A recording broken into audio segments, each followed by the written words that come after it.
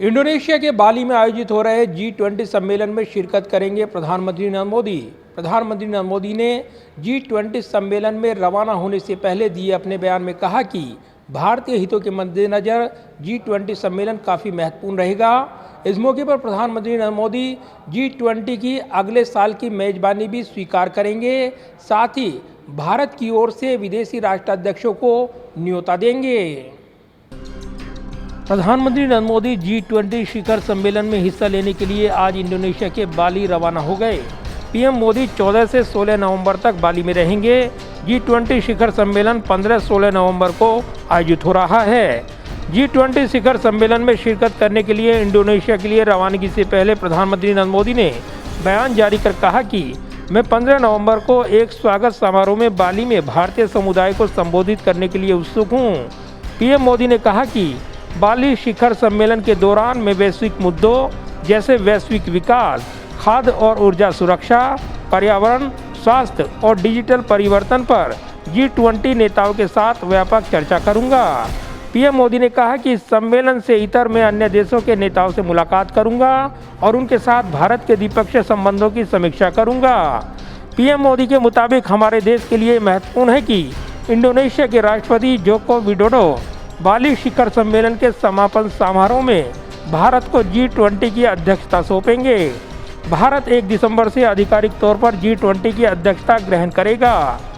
Indonesia में करीब 45 घंटे के अपने प्रवास के दौरान पीएम मोदी 20 कार्यक्रमों में हिस्सा लेंगे। दुनिया के दिग्गज 20 देशों के समूह G20 के प्रमुखों के शिखर सम्मेलन में हिस्सा लेने के अलावा प्रधानमंत्री इसमें भाग लेने वाले 10 देशों के प्रमुखों से द्विपक्षीय मुलाकात भी करेंगे। इसमें बहुपक्षीय और द्विपक्षीय मुद्दों पर विस्तार से चर्चा होगी। बाली शिखर सम्मेलन के दौरान पीएम मोदी और अन्य G20 नेता वैश्विक अर्थव्यवस्था, ऊर्जा, पर्यावरण, कृषि, स्वास्थ्य और डिजिटल परिवर्तन समेत कई मुद्दों पर विचार विमर्श करेंगे। विदेश सचिव विनय मोहन क्वात्रा ने बताया कि शिखर सम्मेलन के दौरान 3 वर्किंग सेशन होंगे जिसमें प्रधानमंत्री हिस्सा लेंगे। इनमें खाद्य और ऊर्जा सुरक्षा, डिजिटल परिवर्तन और स्वास्थ्य जैसे मुद्दे शामिल हैं। वहीं इंडोनेशिया में भारतीय राजदूत मनोज कुमार भारती के मुताबिक भले ही प्रधानमंत्री मोदी का इंडोनेशिया का ये दौरा छोटा हो, लेकिन रणनीतिक रूप से ये दौरा बहुत ही महत्वपूर्ण रहने वाला है। दरअसल G20 संगठन का अगला अध्यक्ष भारत होगा और इसकी पहली बैठक सितंबर 2023 में नई दिल्ली में होने वाली है। इस नज़रिए से भी पीएम मोदी का दौरा अहम माना जा रहा है। विदेश सचिव विनय मोहन क्वात्रा के मुताबिक शिखर सम्मेलन 3 सत्रों में होगा और पीएम मोदी इन तीनों सत्रों में दूसरे वैश्विक नेताओं के साथ हिस्सा लेंगे। ये पूछे जाने पर कि पीएम मोदी की मुलाकात किन वैश्विक नेताओं से होगी, इसके जवाब में क्वात्रा ने बताया कि इस बारे में संबंधित देशों के साथ बातचीत की जा रही है और कार्यक्रम को अंतिम रूप दिया जा रहा है। विदेश सचिव के मुताबिक भारत की अध्यक्षता में होने वाले G20 सम्मेलन के लिए भारत, इंडोनेशिया और ब्राजील ने नेतृत्वकर्ता तिकड़ी का गठन किया है। विदेश सचिव ने कहा कि G20 के इतिहास में पहली बार 3 विकासशील और उभरती वैश्विक अर्थव्यवस्थाएं एक साथ आई हैं।